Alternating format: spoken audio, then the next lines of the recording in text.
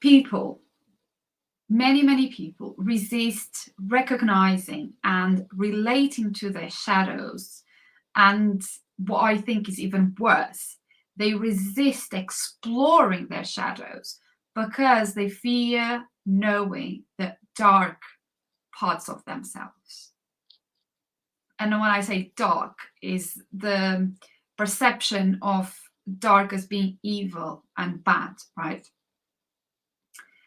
But as humans, it is our nature, and actually it is a survival need to be loved and to be accepted. And throughout history, we witness that in order to be safe, in order to be accepted, in order to be loved in society, by society, we needed to behave in a certain way. Okay, we saw that what we learned in school throughout history. That was the thing, and especially with women, we couldn't have our own thinking and our own opinions and our own decisions without being labeled of being a rebel or being disobedient. We couldn't show we were intelligent and wise, especially in the areas of medicine and midwifery and apothecary and, all of these areas, without being labeled as witches. So through generations of old programming and trauma, we learned that it is safer for us to hide, to disown, to reject or dismiss the part of us that society as a collective and ourselves perceive to be dark and accepted, hated. And that's one of the roots of the misconception about shadow work. The shadow it's perceived to be dark, as being evil, being unaccepted, being a trait to be hated, right? So you don't feel safe, you don't feel accepted, you don't feel loved. So you resist doing that. And in today's society, we are under the pressure to avoid our shadows and live with ease, live in comfort, live in flow, live in this toxic positivity and toxic spirituality of love and light, and everything is blissful and enlightening, in order to achieve comfort and happiness. So what happens is we then judge our lives based on whether we are happy and comfortable, instead of whether we are growing, deepening, and challenging ourselves. And as a collective, we are increasingly becoming strangers to the dark, to the unseen, to the uncomfortable parts of our personalities.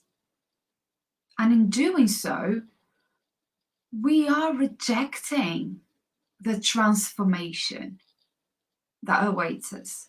We are rejecting expansion and the potential for growth, for healing. We end up sabotaging our best opportunity to know ourselves on a deep level, because we are becoming more and more strangers to the unseen parts of our personalities. I believe that the gift of a lifetime, it is to become who we truly are at a soul level. But that cannot be achieved if we are not willing to face the shadows within, the unseen parts of ourselves. They have to be seen, nurtured, honored, embraced, not rejected, not dismissed, not welcomed with guilt and shame and disgust,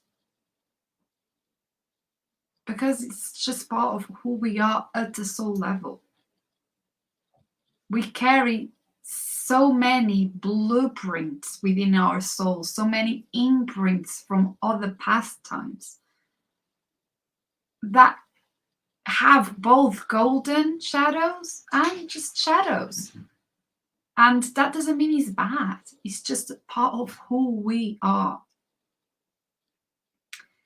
And so for that to happen, it is important that we learn, that we demystify and bring collective awareness that our shadows are not to be feared or hidden away, but embraced. We need to break these myths about shadow work and what the shadow is. Otherwise, we're going to get stuck in the same thing. And so you might be asking, what is the shadow then? What is all about this shadow that I can keep hearing everywhere, although I don't understand what it is? So the shadow is the deep and unseen part of our personalities. The shadow is actually an archetype. Carl Jung, which came across, he was the one that created all the archetypes, the unconscious personality archetypes. One of them is the shadow, and it represents the hidden, unwanted, the negative, the darker side of the personality, which, due to our life experiences and cultural condition, we have deemed unfit. The truth is, in order to embody kindness, we have to repress cruelty, right? In order to embody generosity, we repress greed. In order to embrace acceptance, we banish judgment. So now you can see these polarities. There can't be one without the other, right? Without being kind, we have to have a part of ourselves that is cruel. In order to be generous, there is a part of ourselves that is greedy. In order to be a person that just accepts everything, that embodies acceptance, yes, there is a part of ourselves that is judgmental. That's there. But we get to choose what the parts that we want to grow without repressing, right? There's these two polarities. Light creates darkness. There is no light without darkness. Or the other way works as well. There is no darkness without light. It's just how the universe is universal balance. Is the yin and the yang. It's just how it is. We can't have one without the other. The other thing about shadow, the first time that we experience or that shadow reveals itself is through projection. Is when we put our shadow outside of ourselves onto others. That's when we project the hidden, shameful parts of ourselves and sin parts of ourselves, and we projected them onto others, right? because projecting our shadows enables us to reject unpleasant parts of ourselves, to avoid discomfort and to avoid anxiety, by pointing out these traits in others. So a good way to see where our shadow lies is when we think about what we have a hard time accepting in other people, what are the traits that really annoy us about other people, that really triggers us, that we really struggle to accept. When we think about those, that is shedding light on the shadows that we have in ourselves and that we are projecting onto those people. And we do it unconsciously. I'm not saying that is something that we do on purpose. It's just something that we learn to do through conditioning and old programming and the way we were brought up. So, and that's the thing, because it's unconscious, we have no control over our shadows. It's like when we triggered, we automatically project them in an impulsive way, and then we react to other people's behavior without time to think. We just are very instinctive, very impulsive. We just get triggered, we react, but that's because unconsciously is our shadow that's being triggered. And that's why it's so important that we study and we learn as much as we can and we embrace our own shadows. So instead of reacting out of being unconscious about these shadows, we become conscious about them. We become conscious about what triggers us in other people's behaviors and personalities. And when we see that, when we acknowledge that, we see them not as their personality or is their way, their behavior, that thing that's annoying me and triggering me, but we can see them as our own. Because as I said, the shadows that we reject and that we repulse in ourselves,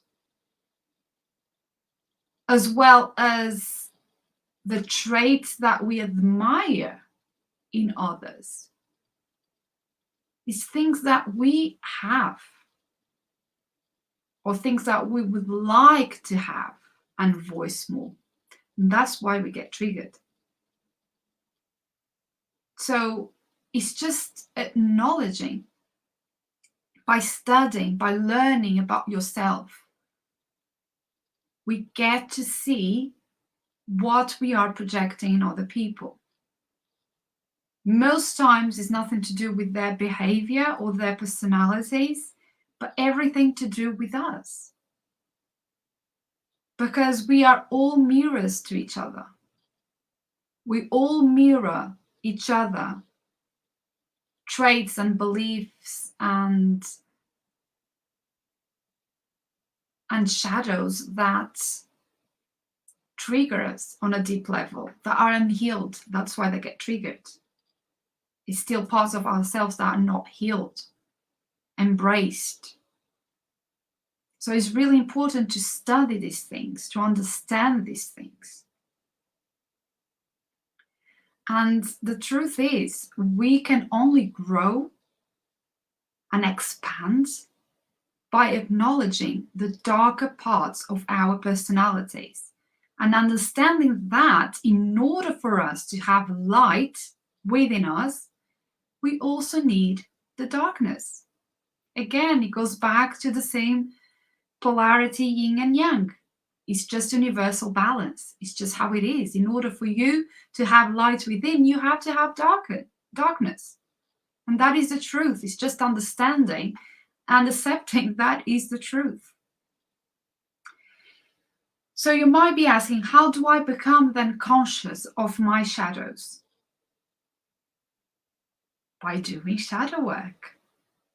And shadow work is nothing bad. It's all about just questioning rather than offloading what is uncomfortable. It's just being curious, leaving in the question.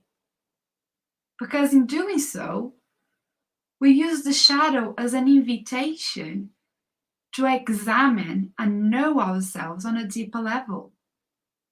We become explorers of our soul, archaeologists, just digging deep and being curious.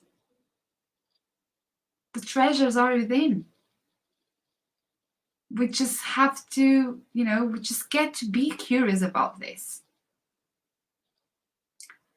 Because shadow work begins with our own perspective.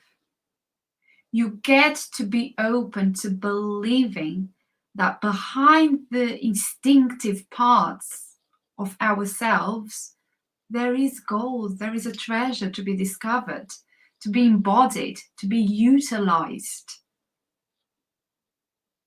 So, it's just so important. And what I always say to my followers, to my clients, is just, sit with yourself. Practice honest reflection. And, in order to do that, you can use meditation, you can use journaling, you can interpret your dreams, analyze your dreams, just, as ways of exploring, of pausing time, being the present and getting curious about what shadow qualities reside in you. Just, by beginning to consciously notice your shadow, being curious about it and start noticing the things around you, the things that excite you, the things that trigger you, the things that scare you. And understand that it's not other people's behaviors that is so triggering, but your own. It's just your own.